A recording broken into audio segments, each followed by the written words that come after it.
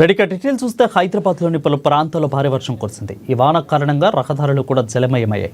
వనస్థలిపురం, హయత్ నగర్, పంచగుట్ట, కుక్కట్పల్లి వరకు అన్ని ప్రాంతాల్లో భారీగా వాన పడింది.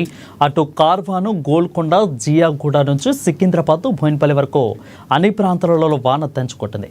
దీంతో ఖైరతాబాద్, లక్డికాపూర్, మాదాపూర్, కుక్కట్పల్లి, హైదర్ నగర్, వివేకానంద నగర్, అదేవిధంగా హిమాయత్ నగర్, కోటి, సుల్తాన్ బజారు, అబిడ్స్, నాంపల్లి, బషీర్బాగ్, కాప్రాలలో వర్షపు నీరు రోడ్లపై చేరడంతో వాహనదారులు తీవ్ర ఇబ్బందులు పడ్డారు.